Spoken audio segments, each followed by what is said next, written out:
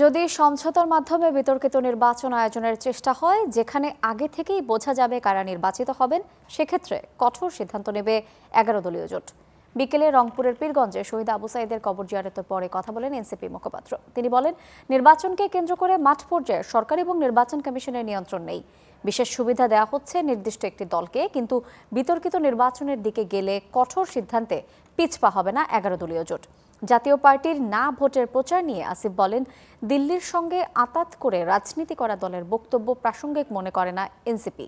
এদিকে সকালে সিরাজগঞ্জের শাহজাদপুরে পথসভাতেও ছিলেন আসিফ। তিনি বলেছেন, জনগণ কোনো বিদেশি নাগরিক ঋণখেলাপিদের ভোট দেবে না।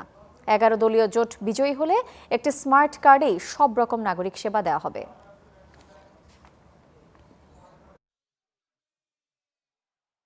এই নির্বাচন সুষ্ঠুভাবে আয়োজন করার যে সক্ষমতা, সেটা নিয়ে আমরা এর আগেও প্রশ্ন তুলেছি। তাদের অনেক ক্ষেত্রে পক্ষপাতিত্বের কথা আমরা বলেছি। একটি নির্দিষ্ট দলকে বিশেষ সুবিধা অনেক ক্ষেত্রে দেওয়া হচ্ছে, যেটা আগে থেকেই বোঝা যাবে যে অমুক প্রধানমন্ত্রী হচ্ছে বা অমুক দল নির্বাচিত হচ্ছে। এ ধরনের কোনো নির্বাচন আয়োজন করার চেষ্টা হয়, তাহলে 11 দলীয় জোট যে কোনো সময় যে কোনো ধরনের কঠোর সিদ্ধান্ত নেওয়ার জন্য প্রস্তুত আছে।